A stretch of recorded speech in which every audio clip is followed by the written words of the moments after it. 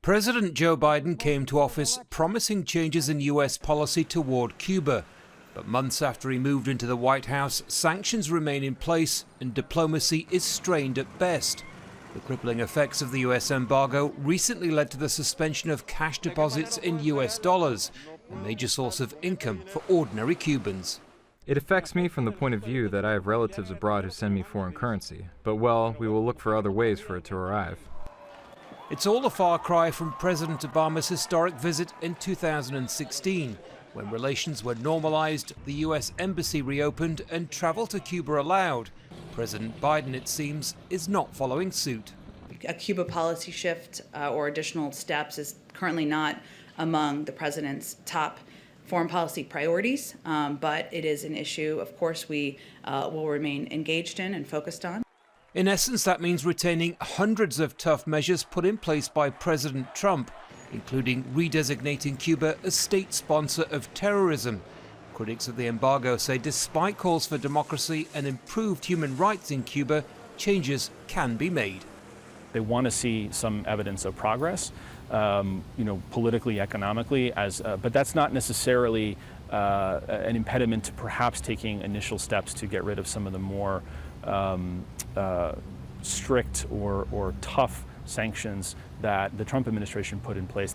Major modifications to such a complex and long-standing web of laws would need congressional approval, something not likely to happen. But the reason behind Biden's lack of action may be more political. During the last presidential election here in Florida, Democrats suffered losses in part because President Trump was so tough on Cuba. Fear of communism runs deep among both Cuban American and Hispanic voters, and support for the embargo remains high. The Biden administration's keenly aware of just how crucial those votes are, reason enough perhaps to keep the status quo.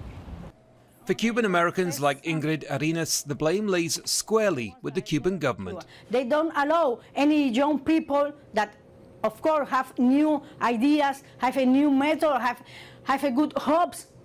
No, they don't allow anybody who thinks different do something. So it has to be a change. The only way for Cuban people is a change. Speaking in Havana late last year, Cuba's foreign minister condemned the embargo, saying it brought nothing but pain. The U.S. government has tightened in extreme and unprecedented ways the blockade against Cuba, taking advantage of the terrible conditions caused by the COVID-19 pandemic.